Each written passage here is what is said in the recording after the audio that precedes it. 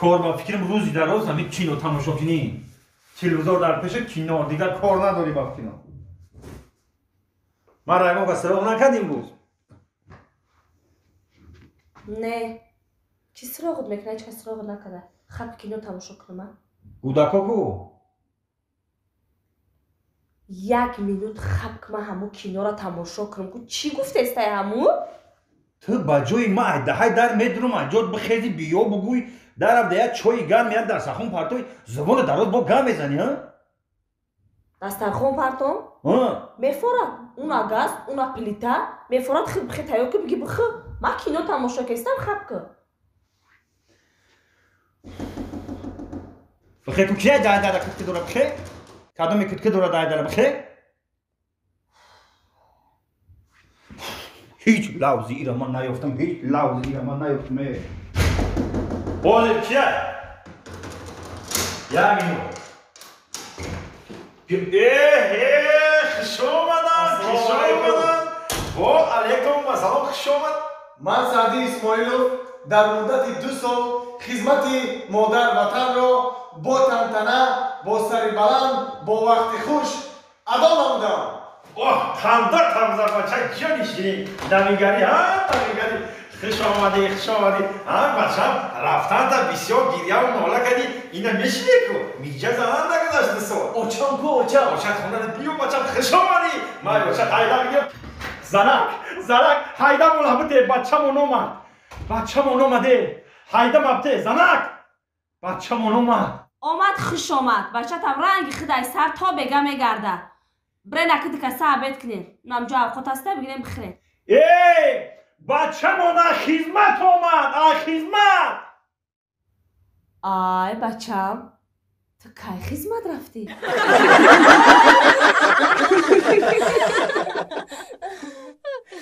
اوف این شوفیر کجا شیده؟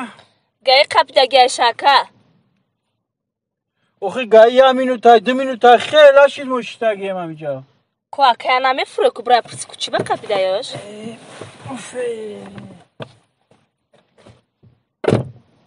همین اکا ما گفتم که موبایل قشلوک اوستا های که کاری خچکت نگه یا قبیدنش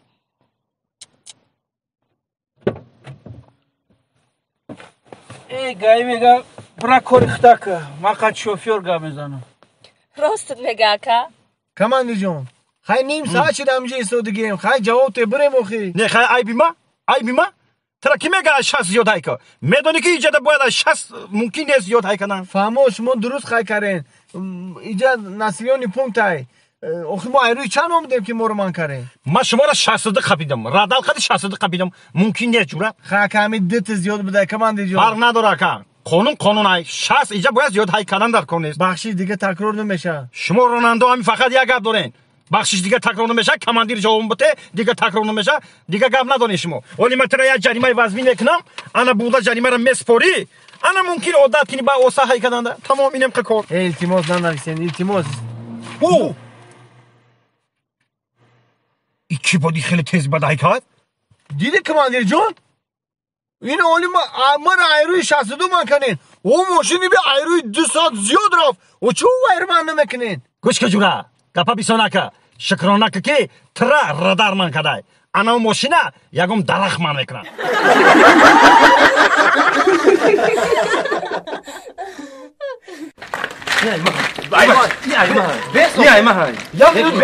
همین رو دزدیدم همین ایمه های من آدرس دادم که همین دزدیدی رحمت آدرس دادی اینو من دزدیدم این چه نیمه ما میگیرم نه ساعتی ایمه دارم بس دارم ایمه خب نه دارم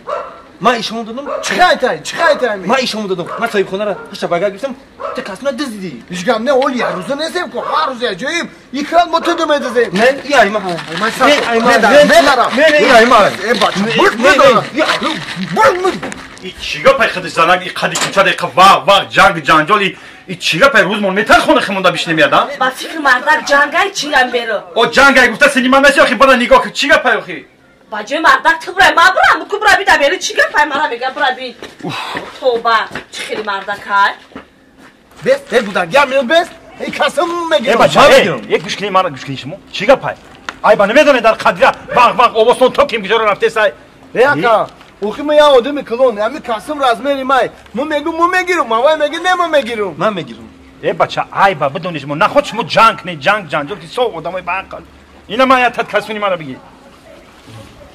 اووستون تو کیم بجار رفته نگاه کنی ایستون یه رمال اکجا یا تبز چی میگه آخی یه رمال اکجا اون خدمت میشدی کاستم مدرید رمال اکجا رفته رمال اکجا توبه کردم باور کن ولی آدم فهمیدن نمیشه باور کنید ها مردک چی بوده؟ یک رفتم دو بچه جنگ دورا دکاس جنگ دورن؟ برای چی جنگ دورن؟ برای نیم کسونی ما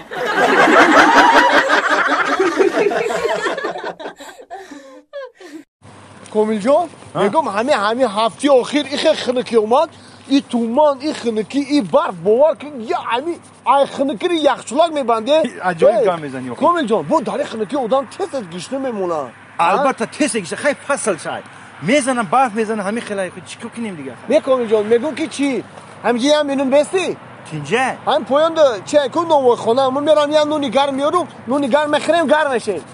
ای بیای عجایب گام میزنی سعید جون حالی خونه ما میریم یانگا تا میگیم یا نونی گم دارم دگدون اکو چاکدون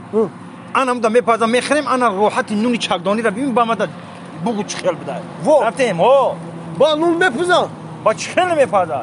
رفتیم رفتیم خیلی باشه ای تخار آمدم ای تخار آمدم کلاب میرم جانم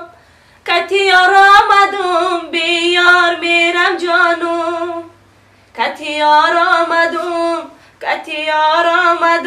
دستا بگرد لالا بجنجور آمدم بیمار میرم لالا لا لا لا لا لا لا چو سراسی من رفته سی میرم اینجا میرم پیشینی میکی میرم یک پچه پرتو من مهمون آوردم خونم مهمون اینا سعدی جان آوردم ها در مرحمت سعدی جان مرحمت خوش اومدید مرحمت حالا که گوش که من زنک در رفته خمیر میکنی یه خاک ورده که خمیر میکنی یعنی اونی گرم میپزی ما سعدی جان خیلی میخریم اکر یک کدم در بیرون بالاتر بشی بالاتر خمیر که میگم زنک جان یعنی اونی گرم بپز کدی سعدی بخریم مخی یک کدم بیرون گوش که مردک ایزانا میکشی در خونه یک گرد آر نیسته یا تو مرا میگی که خمیر کنونی گرم پس ما بخورم در خونه اور نیست؟ نه خیلی اور کی نباشه فتیر بپز